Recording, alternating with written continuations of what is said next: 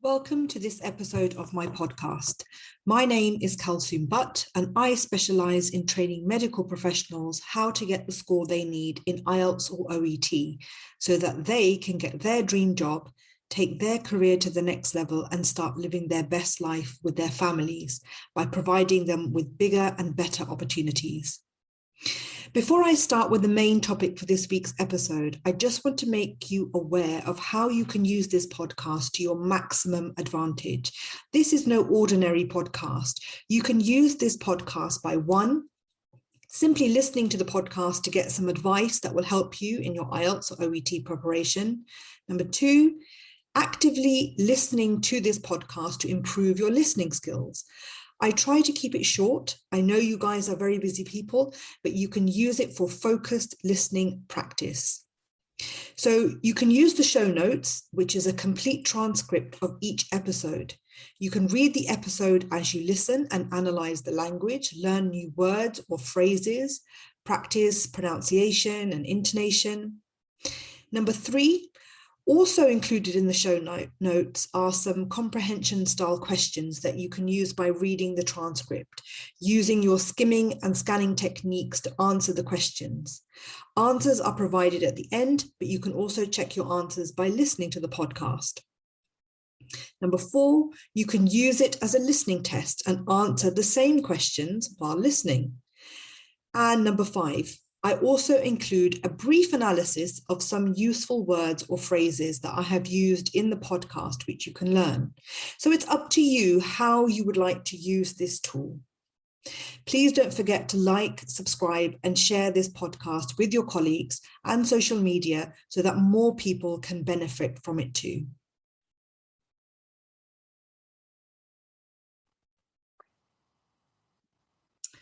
Hi, and welcome to this episode. This episode is all about OET Reading Part A and my top tips for improving your scores for OET Reading Part A. Before we start the main episode, I want to tell you about my exciting new free training that you can access right now. This is for OET students, but don't worry, I'm putting together some free training for IELTS students too, so don't worry. This training is all about getting you organized and focused on the correct fundamentals of your preparation so that you're on the right track to getting the score that you need. It covers how to have the right study mindset. I show you how to find time to study every day, no matter how busy you are. I show you how to create a practical study timetable every week, the exact skills you need to improve and how to improve them. So everything to do with your reading skills, your listening skills, your speaking skills, and your writing skills. I show you reliable, free resources to use to improve each subskill and how to use those resources effectively. I also show you how to understand the marking criteria and how this can help you to prepare and improve. And I also show you how you can practically improve your grammar and your vocabulary. If you're taking the test for the first time or you've taken it a few times, this training is a must if you want to make sure you are doing all the right things in your preparation. You can find the link to the training in the show notes, where you will also find links to my private study groups for both IELTS and OET in Facebook. Okay, on with this episode. This episode is all about OET Reading Part A. A lot of students either find Part A really easy or they find it really difficult. I'd love to know which one you are. Let me know. There are a few strategies for completing Part A questions, and I teach the one that I feel is the most effective and efficient way, and the one that most of my students find the easiest. I've found that this method has given the best results consistently throughout all of my students. The first point I want to make here is that you must have a method. You must have a set strategy for answering questions, not only for OET Reading Part A, but for the whole of OET and for IELTS. For all of the subskills, you have to have a strategy. You have to have a method for answering each type of question. If you don't, then you are wasting time trying to work out how to answer the questions instead of just getting on and answering the questions. When you know exactly how you are going to tackle the questions, you can hit the ground running. You can just get on straight away and find the answers. Whatever method you choose, and I would suggest you try a few and choose one that you feel the most comfortable with, and then just stick to it. Don't keep changing the methods, just stick to one and practice it so much that it becomes second nature to you. So you need to understand what skills the examiner is testing in this section, in OET Reading Part A, and with the type of questions that are in Part A. So in this section, the examiner is testing your ability to read and understand different texts as quickly as possible, testing not only your skimming and scanning techniques, but also your vocabulary, your spelling, and your grammar.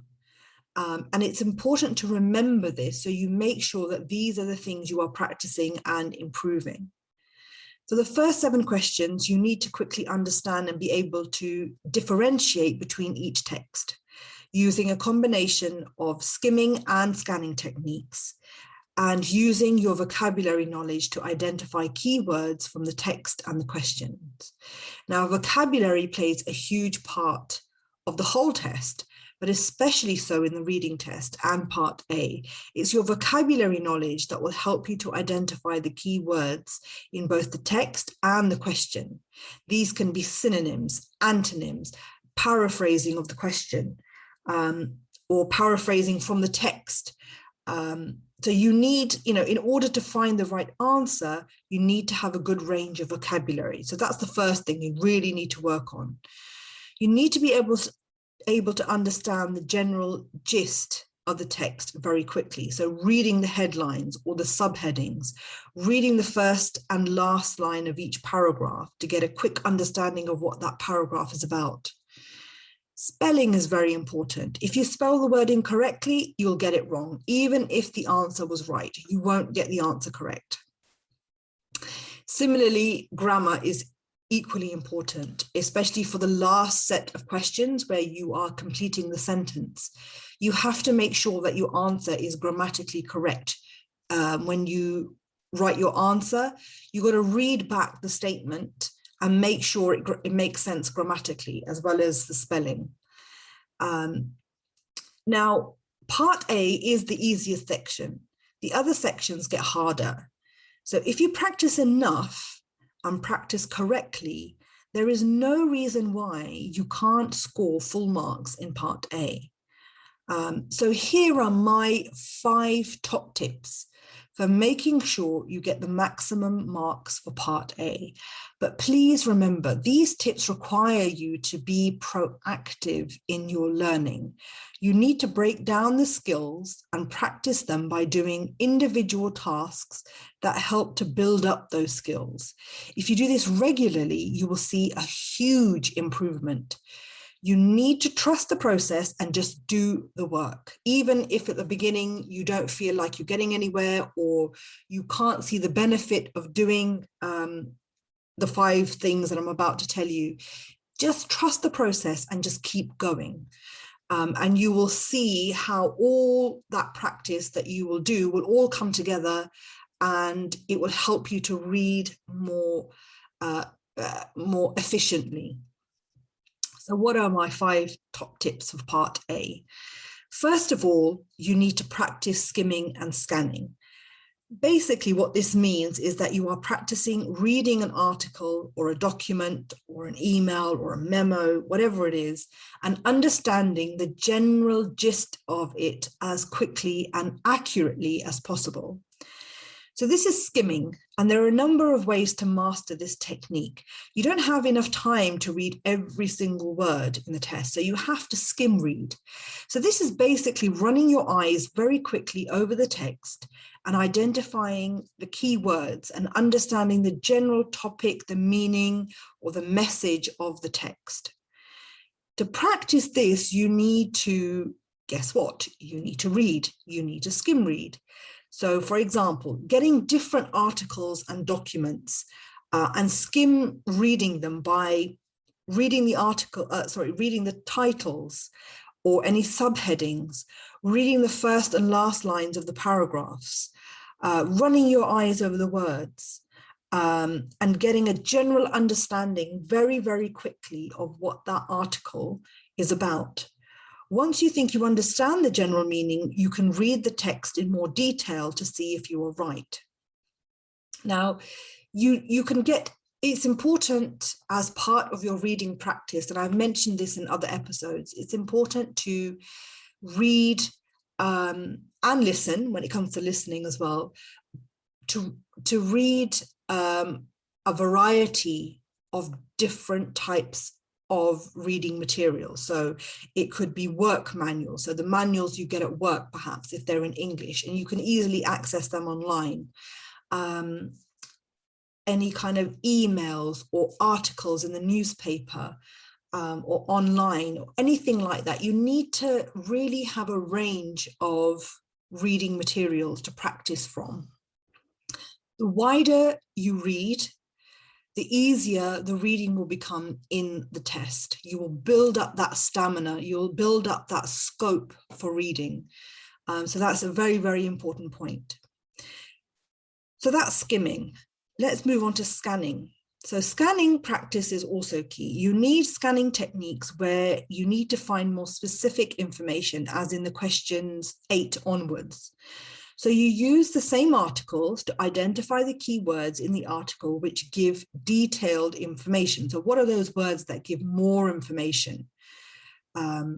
So, you know, these tasks that I'm giving you is not the most exciting task to do. Nevertheless, it has to be done. The more you do this, the faster your skimming and scanning techniques will be, and the faster you will read. These two skills are the key reading skills that are tested, because in real life, you do this all the time without even realizing it in your native language. Now you just need to master the same skills, but in English. So that's tip number 1. Tip number 2, you must work on your vocabulary skills. This is a must for all of OET, not just for the reading. You improve your vocabulary, you will improve all aspects of OET. You need to work on this actively every single day if you want to improve. Now, I'm not going to go into too much detail about vocabulary here, because, you know, this is such an important topic that I did a whole podcast episode on it, where I talk about how to practice and learn vocabulary the right way. And the link for that is in the show notes. So please do have a look at that. And, you know, I go into a lot of depth of the correct way of learning vocabulary. So make sure you listen to that podcast if you haven't already. Tip number 3, practice your spelling. Now, I understand this can make you feel a bit like a child again at school. It may even bring back bad memories, but if it means getting the school you need and getting your dream job, it's worth breaking through those memories and working hard to minimize those spelling errors. Like I mentioned before, even if you write the wrong answer, if it's spelled incorrectly, it's more likely you'll get it wrong. You'll be marked, that answer will be marked as incorrect. So unfortunately, this is something that you have to do. So there are a few ways to do this. The first method is to keep a running list of spelling mistakes you make regularly and of new words you need to learn. So make sure when you learn new words, you also learn the spelling as part of learning that word, you know, which is part of being able to use that word correctly in the first place. And when you listen to it's episode 3, that's about vocabulary, all of what I'm saying here will become a lot more clearer. Also, make a list of spelling mistakes from past reading tests and practice those. So go back to your past papers and look at where you've made spelling mistakes and make a list of those. Test yourself on a regular basis. Get someone else to test you. Make this one of your DNNs, so your daily non-negotiables. So what are daily non-negotiables? DNNs, as I like to call them. So these are tasks that you must complete no matter what happens during the day. So no matter how busy you get, you have to spend 5 or 10 minutes doing this non-negotiable task to keep you moving forward in your preparation. So even if your whole plan, your study plan goes out the window that day, you have to work an extra shift, or your child gets sick, or something happens that throws you off track, which happens, life gets in the way sometimes, and that's perfectly fine. But if you have this daily non-negotiable, this one thing that no matter what, even if you have to stay up a little bit late, or you have to wake up a little bit earlier, you will get this one task done. And at least that will mean that you've done something that day to move you forward in your preparation. So one of those things could be revising over spelling. So a list of words that you get wrong regularly, that you get the spelling wrong regularly. You could just practice those. It could be just 5 words that you're going to go through in that day and make sure you can spell those correctly. So that could be your non-negotiable task. So that's all about spelling. So tip number 4, use past reading papers you have completed to analyze your mistakes. And these could be any types of mistakes. These could be spelling mistakes regarding vocabulary. Perhaps you've misunderstood a word, or you've not even known what the word means. Find out why you got the answer wrong for each question you got wrong. Did your answer make grammatical sense? So did your answer make grammatical sense? Was it a grammar error? Was it a vocabulary error? Was it a spelling error? Was it a reading error? Or did you just run out of time and did you just rush the answer? Analyze where you went wrong. Why did you get the answers wrong? Why did you put down that wrong answer? And why is it the correct answer? So also look at the correct answer and analyze why that is the correct answer and why yours is wrong. Analyze the texts. Analyze how the questions are worded as well. So actually analyze the exam paper itself. What vocabulary is used? How are the questions paraphrased? So look at the text and look at the questions, look at the answer, and see how they've put together the questions from the text, and analyze the paper that way, the test that way. By doing this, you're almost reverse engineering the process by looking at the answer first and analyzing why the answer is correct, how they've got to that answer. So you're kind of doing it backwards, and that's a really good, effective exercise to do. And it really helps you to, you pick up new vocabulary, you pick up how the questions and how the test is put together. Tip number 5, so this is the last one, and it's simply practice, practice, practice. All of what I have just mentioned, you just need to practice it until it becomes second nature to you. And once it becomes second nature to you, your reading speed will increase and your reading stamina will increase. Your vocabulary will increase. So my question to you is, what are you going to do with this information? There's no point just listening to me going on about what you should be doing, and then as soon as this podcast is finished, you've forgotten all about it. I want to know what you are going to implement from this podcast. I would love to hear from you. You can email me, you can contact me through Facebook, through my email, you can leave a comment below this podcast. I'd love to know your feedback. Let me know what you are going to implement from this podcast and from the other podcasts that you may have listened to. Remember, you have to actually take action and do the work every single day. So get going. I really hope you have found this episode useful. Please let me know if you have. I would love to get your feedback. And if there is something you would like me to do an episode on for IELTS or for OET, please just let me know. The details on how you can contact me are in the show notes of this episode. And remember, nothing changes if nothing changes. If you are not willing to change or implement advice and you keep doing the same thing, you will keep getting the same results again and again. Real progress, real improvement comes when you push yourself outside of your comfort zone. Please don't forget to like, subscribe, and share this podcast with your colleagues and on your social media so that more people can benefit too. Take care and keep working hard.